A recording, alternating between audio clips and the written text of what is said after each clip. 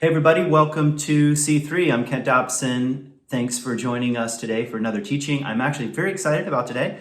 Little hint of where we're going. I want to talk about dreams, and I want to talk about dreams in a certain context. You'll see what I mean in a few minutes.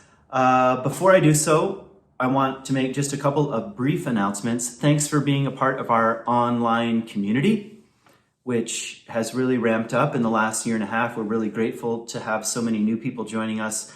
Please connect with us through Facebook. Sign up for our newsletter. You can stay up to date with what's happening, not only with the teachings and musicians, but what's happening locally in the Grand Haven area, West Michigan area, the good things that C3 is up to in the world. So stay connected that way. We are very excited to announce that we will be meeting again in person the first Sunday of August, and then from that point on. So every single week in August, and then into September, October, and hopefully there won't be a resurgence of all the craziness around COVID. At least that's our hope and intention. Things are looking promising, so we want to get back together in person. So if you live in West Michigan, if you live in Grand Haven, please join us 10 a.m. every Sunday at the community center next to the library in downtown Grand Haven, where we like to meet. So what does that mean for our online sort of engagement? Well, that means we're going to continue. We have yet to figure out a way to do talkback, which we've been doing virtually. We're going to do that in person. But in terms of the teaching and musician, please tune in every week on Facebook or on our YouTube page shortly after. Shortly after the 10 a.m. Gathering, then we post it on YouTube as well. So if those two mediums work for you, please check us out, stay connected, send us an email through our website, c3westmichigan.org. And we're about to update our website. I know it will be, because I've seen previous, easier to navigate, easier to find teachings, easier to stay connected to what we're up to in the world. So,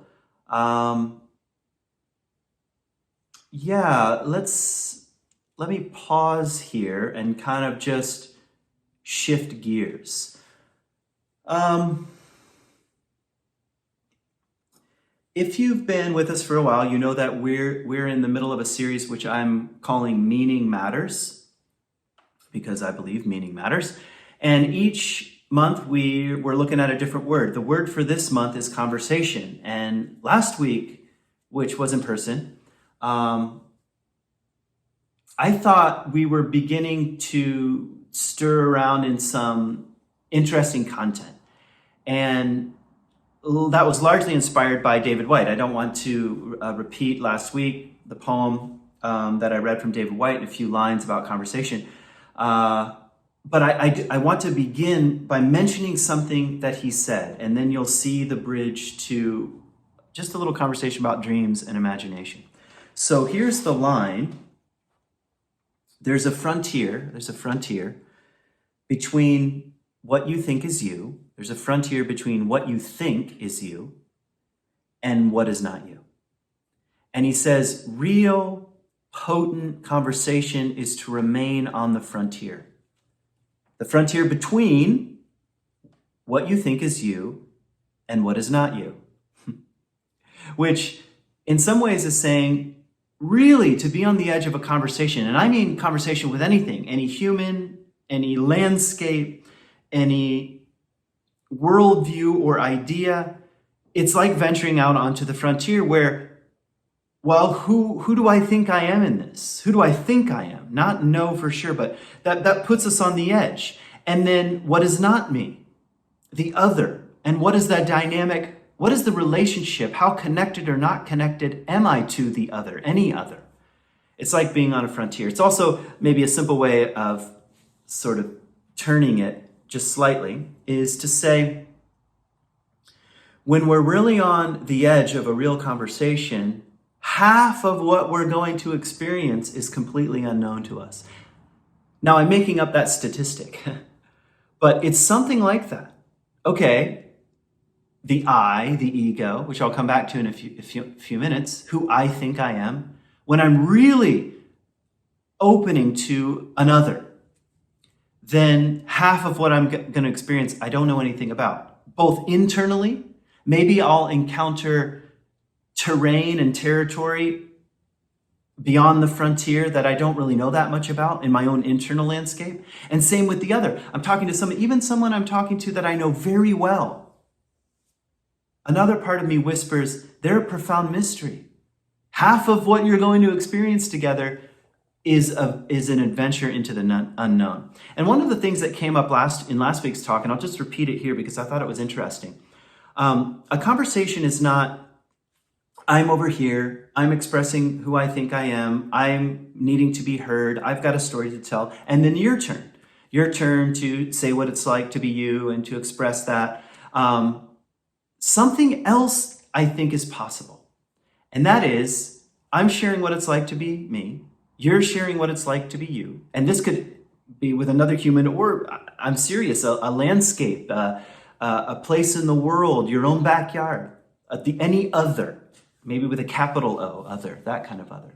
Something like a third is created, where what we're experiencing together is in fact an adventure into the unknown.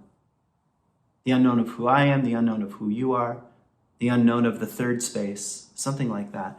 That is what's possible when it comes to conversation and conversing, communicating.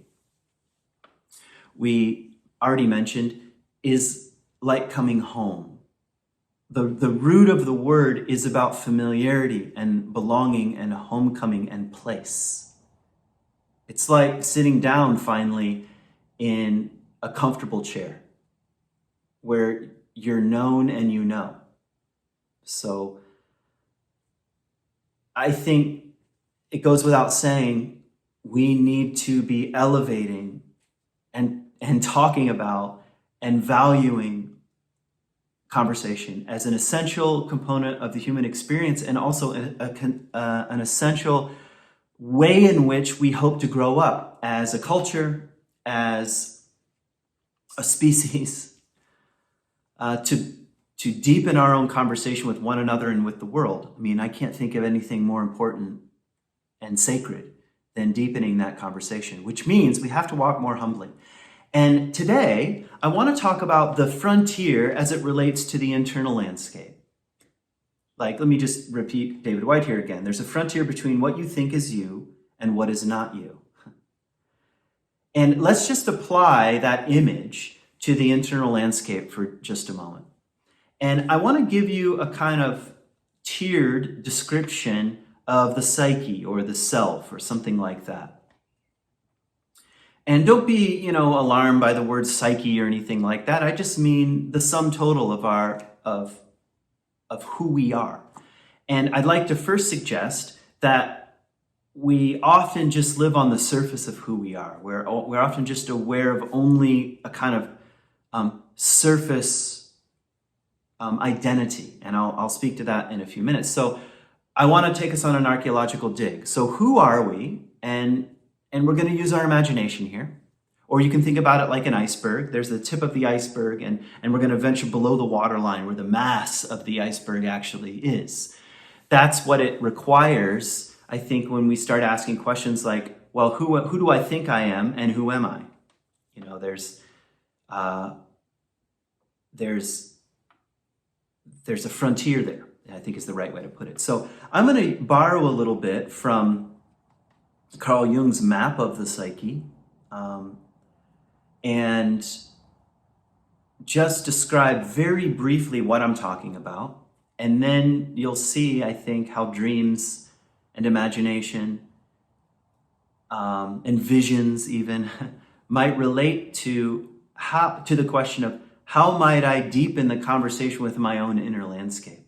And I'm talking about something other than, or in addition to, if you want, just going to therapy and talking about, old wounds or hang-ups or coping strategies or complexes or ways of relating or better communication styles and things like that. All those can be incredibly beneficial. I'm talking about the vast unknown within, the abyss, what the Buddhists might call the nothingness, the vast expanse.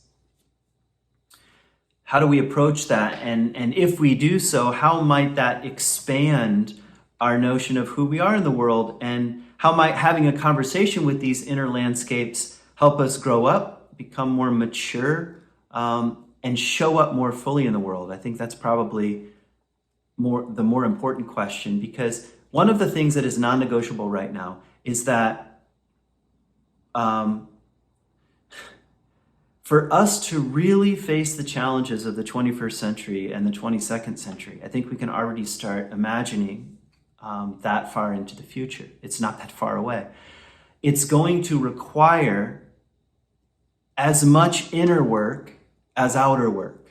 And I know we don't need to get into a debate about exactly what I mean. Let's just take it as kind of metaphor at this moment.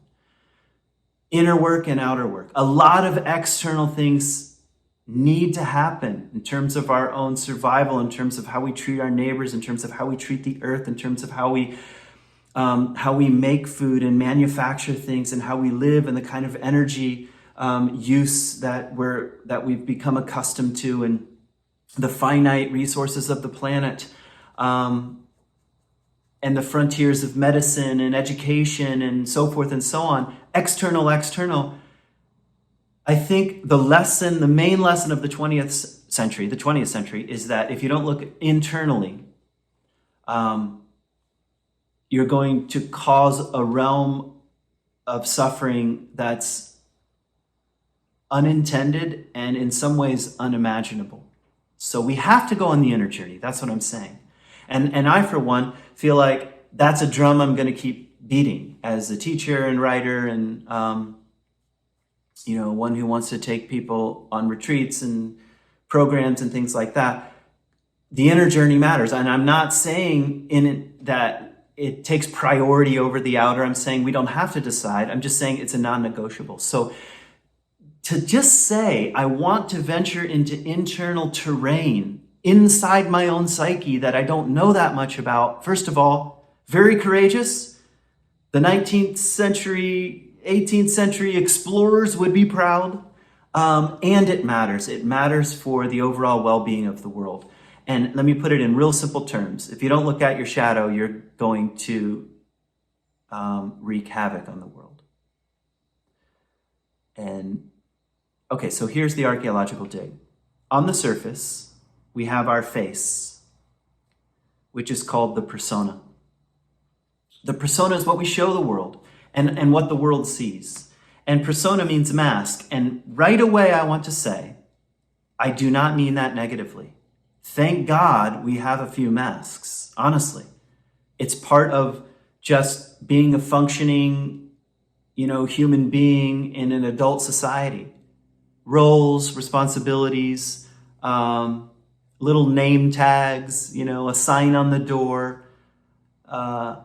It's part of even how we come to know ourselves, but more importantly, what we show the world. And sometimes we curate that. That's what social media is. It's a curated persona. It's not really the persona as I'm using it here, but it's like, this is the face I want to show. Well, it tells us something that's what we're doing all the time.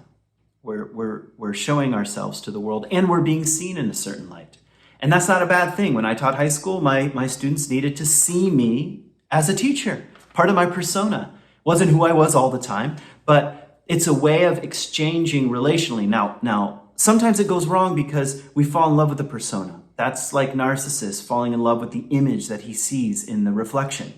So it's tempting, especially if you have a really well manicured, curated, controlled, precise, well-liked persona. Or the opposite, a rebellious, I don't care I'm going to stick it to the man, I'm going to light my, $3,000 Fender on fire, as the smoke rises and from the concert floor, persona. And when we fall in love with it, we can get into real trouble. So that's number one. That's the surface. Just below that is what I call the ego. What's called the ego. And the ego is simply the I. And in fact, both Jung and Freud never used the word ego. in German. They use the German word for I, which is a lot simpler. And I wish we had a little more simpler understanding of the ego at present, because the ego is almost like built up into the thing that is the problem, and I firmly disagree. The ego is a tremendous leap forward in human consciousness, the fact that there is an I that's making this talk right now. The I in you that's watching. It's what I'm aware of in terms of my experience, my inner experience. That's the I. And again, beautiful, amazing gift. It's how we make decisions in the world. And it's part of how we even understand who we are. It's just limited. And we can also fall in love with the ego. That's a really strong I. Well, I know, and I this, and I that. And if you start every sentence with I, there might be a little clue that you're starting to fall in love with the ego. And the ego thinks that's all there is. It's actually quite afraid of everything beneath the surface, which I'm coming to in a second. Everything down below, the darkness, the underworld, under the line of the water.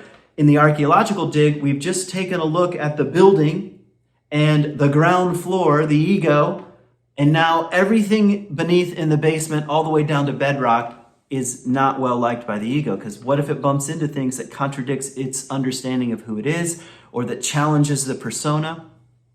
Yeah, but I'm a teacher, I'm a mom, I'm a dad, I'm a role, I'm a whatever. If you discover something internally that challenges that, you might have to change your life. Or it might be confrontive in some way. All right, so down we go. The persona, the ego, and now we come to the underworld. And I'm going to be kind of simple here. I could go into a lot of detail, but I'm just going to mention things that are in the underworld. Dreams. What else is happening when you go to sleep? The I, the ego, definitely the persona, is not in charge. We get dropped off in a place in which the ego is just suffering under. Sometimes it's inflated and doing things, but oftentimes it's being chased. It's, drowning in the ocean. It's meeting monsters. It's, talking to dead relatives. I mean, a whole world that you would never create in your waking life. So dreams are part of the underworld. They pull us into the underworld. And the underworld is full of what depth psychologists call complexes. So little constellated energies, or we might simply call them survival strategies, coping strategies, complexes. What's another word for complex? I can't think of it. It doesn't matter. It's where we begin to meet the more shadowy parts. I'm not going to go into a whole thing on the shadow, but the stuff that's so repressed or pushed down that we're not even aware that it's there. Like a quick example, my persona might be going around saying, hey, like a hippie, I just love everybody. There's not a mean bone in my body. There's no anger. It's all about love and peace. And then something happens to me on the freeway. Someone cuts me off and I snap and I just cuss the person out and I give them the finger. And then a minute later, I'm like, whoa, what was that? Oh, it was nothing. I don't know what came over me. I don't know who that was. I'm all about love and peace. See, something erupted from the underworld, a complex, a shadow, material that I'd like to keep under wraps. And good thing, complexes actually help, at least initially, because who wants all that stuff spilling out all over the place, especially when we're relatively immature and unable to integrate such powerful energies like anger or desire. There's a reason why they're under wraps until we're mature enough to begin the conversation around integration. So, okay, so and on down, the deeper we go. And at this point, like I said, I'm just going to be very brief. So somewhere beneath our complexes and hang-ups and strategies and shadow and material, or if you want to speak just Jungian language, the anima and the animus, this is the inner masculine and the inner feminine, we might have something that we could call the soul. And the soul is a little seed of our unique way of being in the world. It's not at the very bottom of things. In fact, just beneath the soul is the abyss, is the eternal, might even be the transcendent, or the divine, or the old archetypal energies that preceded us ever showing up on the planet, the ancestors.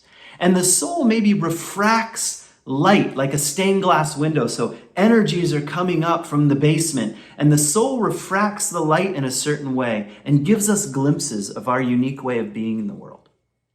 Now, I could say a lot more about this because I have been thinking about and talking about and writing about and studying and open myself up to conversation around the soul. And that's not even my main point today.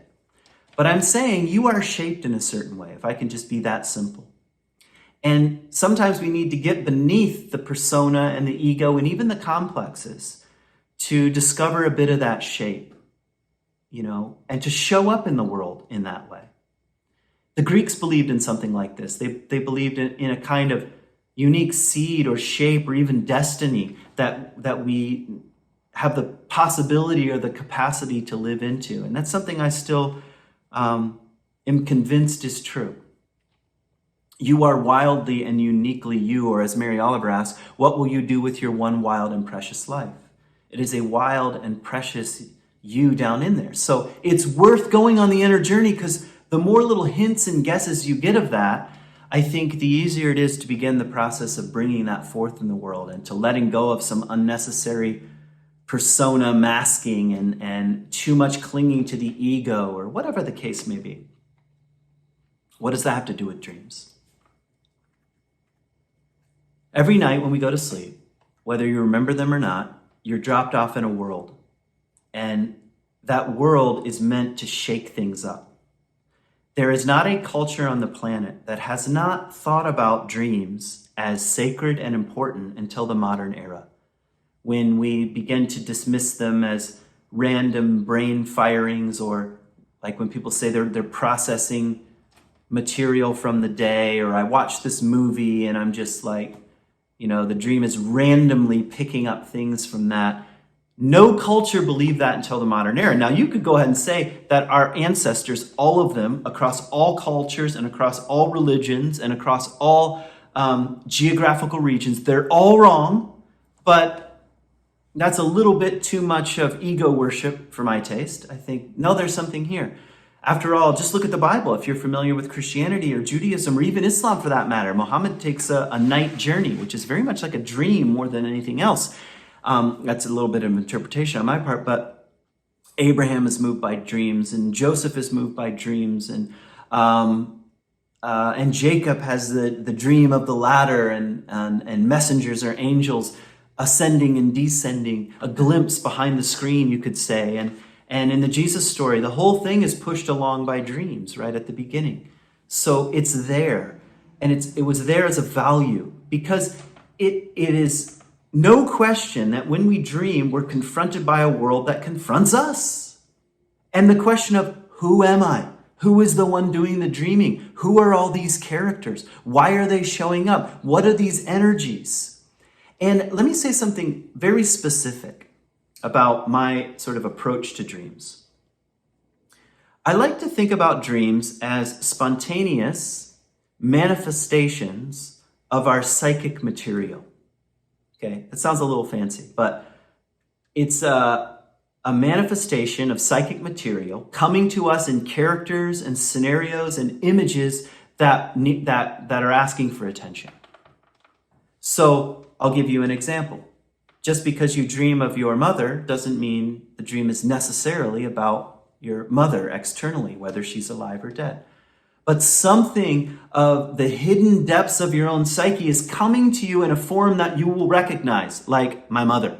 And that mother might have something to do with your day world mother, but might have something to do with mother as an archetype, or your own relationship with the feminine, or with mothering, or the mother-son or mother-daughter dynamic that we all carry. Nobody gets out of it.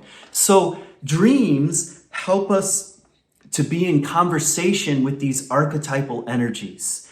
That's why so many dreams have these kind of scenarios and scenes that seem to almost be like a myth. A king, a queen, a mother, a father, a warfare, and traveling somewhere, and swimming or sinking, or on and on and on, the different scenarios and characters and energies. What is all this? It's like being dropped off in a Tolkien novel, like Lord of the Rings.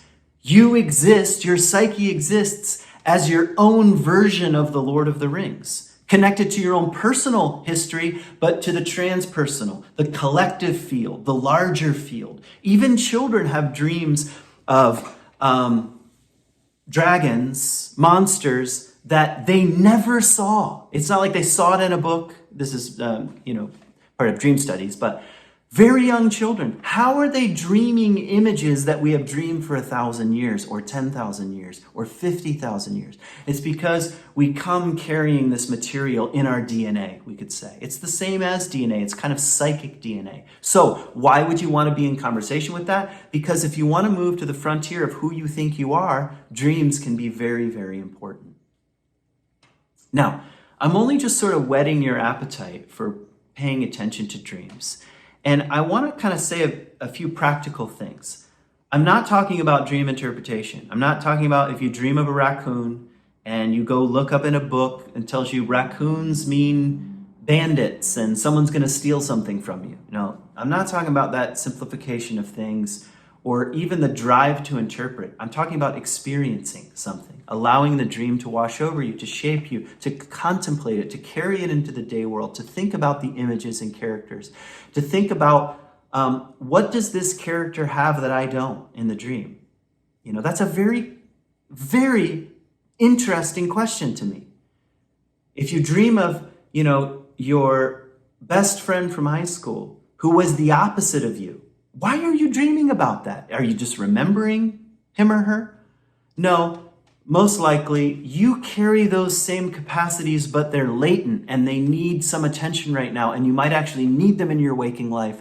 And the dream is trying to help you relate or connect to these other aspects, to the frontier of who you are and out beyond the frontier, into the deep self, something like that. Here's a quote from Jung. Dreams show us the inner reality and truth. It's quite a bold statement. Dreams show us the inner reality and truth, not as I conjecture it, Jung is speaking, not as like I imagine it to be, but as it is. And this kind of raw reality. Turns out I have these, you could even think about them as gods and goddesses within these characters, patterns. There they are. Raw reality as it is. Now, I've been working with dreams for a long time. They're actually quite embarrassing most of the time. I have an analyst that I go to work with my dreams, and I have another friend who also helps me with dreams. Sometimes they're very challenging just to hold alone. So every time I participate in even a conversation about my dreams, letting them out into the open, I find some aspect of them to challenge, sometimes encourage me, but to challenge my notion of who I think I am in the world. And the possibility of deepening that understanding. So let me read to you a bit. I was going to make a book recommendation. I told you I was just going to whet the appetite today, but here's a book by Robert Bosnak. It's my favorite book on dreams. It's called A Little Course in Dreams. Very straightforward. And he's got all kinds of little exercises that you can do personally. And you'll see his way of relating to dreams, which has influenced my own pretty strongly. But I want to read you a bit here. And some things that might surprise you. A dream is not a story, not a movie or text or a theater play. A dream is a happening in space, an articulation of space. We find ourselves in a space we call, quote, dream. Upon waking, I was in that space called the dream world. In that space, we experience things we can talk about upon waking as a dream story. So we end up talking about it as a dream story, but the thing itself is not a story. It's not a movie. It's not a play that's programmed. It's a space that we occupy. The dream itself is a texture woven of space and time inside which we find ourselves. During the dream, we believe we are awake. In the same way that we believe we are awake when we truly are awake, that is. I mean, how would you know? Right now I'm making this thing and I'm pretty sure I'm awake. But oftentimes in the dream world, sometimes you can have a lucid dream and you're aware that you're dreaming, but most of the time we think we're awake. So which is the real world? You know, the ancient people had much more sensitivity to the real world. The dream world was just as much real as the waking world. See, we want to dismiss that. But every night when we go to sleep, the dream says, I think otherwise, a little bit more. That's why it is important to remember dreams as spatial structures so that our experiences in dream space can be most adequately recalled. Meaning the space itself, going into the space of the dream. I had a dream once where I was in a glass cube that reached up to the heavens, to the moon, in fact. And in the middle of the glass cube was a chair. And I knew I could never sit in that chair again, and it made me weep.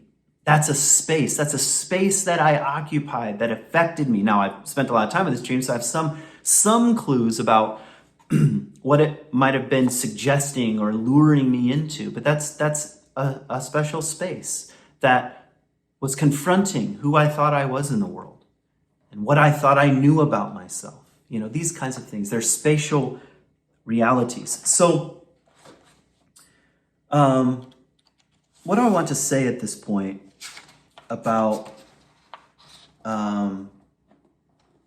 dreams? I want to just offer a suggestion today. And that is, I challenge you to pay attention and to be in conversation with your dreams this week. I really say for the next month, because you might start thinking, well, I never dream. Sometimes the moment you bring that into consciousness and you get out a dream journal, something comes. You catch them like butterflies and you pin them down on a piece of paper. I challenge you to be in conversation. See how many dreams you can write down over the next week, over the next month. And then look at them, read them, give them attention. See if there are any patterns that show up. Oh, that's funny. I keep dreaming about so-and-so, or I keep finding myself in this kind of scenario. That's very common. And then ask yourself, why am I having these dreams right now? What is it about them? You don't need a special interpreter of these dreams to be in conversation with them. Just write them down. Remember them. Share them with someone that you know can't and won't interpret them. In fact, I was just in Colorado at a training, or not a training, at Animas Valley Institute intensive. And there were two guides and I was an apprentice. And during lunch, we said, hey, let's share our dreams, but let's not interpret them at all. And certainly, let's not go into them. We hardly ever interpret dreams anyway in Animas work. We really bring the dream back to life. You'll see that's mentioned in Bosnak, and close our eyes and go into it and let the the spatial reality of that hidden underworld place wash over us again and let the dream do its work. That's all we really do at Animas, and oftentimes when I work with people with dreams, that's what I do as well. But that's neither here nor there at the moment. What we decided to do is not do any of that. Let's just say them. Let's just speak them out loud. And it was very beautiful. We just shared dreams. Nothing happened. It wasn't like, what should I do? Just let them live. That's to be in conversation with the underworld. That's to be on the frontier of who I think I am. Turns out last night I was in a world that I didn't seem to be manufacturing. The ego was not in control of. And just bringing in. So share your dreams. We do this as a family. We don't, seek to work the dreams, but we talk about them. Even my kids talk about their own dreams. So here's my challenge. Be in conversation with the underworld of who you are over the next couple weeks and see what happens. See what happens. You might even begin to remember childhood dreams. I have two very strong childhood dreams. One of them, by the way, I'm in a glass bottom boat, which I remember visiting something like that when my grandmother lived in Florida. And underneath the glass were monsters and creatures and crocodiles. It was what I would call a nightmare, a terrifying nightmare. It's interesting to me now that That's the world that I'm most intrigued by as an adult. How did I ever chart that course? From a child has a glass bottom and a very lively underworld under the water, the unconscious, we could say. And for much of my adult life, I wasn't even the least bit interested in psychology. Just like nah, not really. I like poems. I like history. I really like history. I like biblical interpretation. I don't have time for psychology. Laying around on a couch talking about feelings. The unconscious was not even a word in my vocabulary until, the last 10 years, 15 years, but 10 more specifically. And the dream seems to be saying, this is the world that most wants your attention as a child. Perhaps that's a little bit of interpretation on my part. But anyway, some dreams of your own childhood, recurrent patterns or nightmares. Maybe you've had the same dream for the last 15 years. I tell you right now, unless you begin to have a conversation with the material and allow the space of the dream to do its work, it's not going to go away until it's done doing whatever it wants. So it's a challenge. So pay attention to that. And I have one more suggestion. If you can't pay attention to your dreams, if you can't snatch them, try daydreaming. And when I say daydreaming, I mean really, really letting go of the imagination and see what surfaces. See if you can, how close to the frontier of your own ego awareness you can go and step out over the edge. And whatever arises, arises. That's often what's happening in dreams. Things just bubble up from the underworld. Let your imagination go. Go on a wander. Go on a walk. Sit by the beach. And instead of letting go of the imagination or shoving it down, get on the train and see what happens. See what begins to populate your imagination realm and to say yes to it. To say yes to it is to go down in the archaeological dig. So I think that's as far as I want to go today. I just wanted to do really a very brief primer, I suppose, on why I think dreams are important, a couple of suggestions of how to get close to them, and what does that have to do with us growing up and with the conversation of who we think we are in the world. So that's as far as I want to go today. Thank you for joining us. I really appreciate it.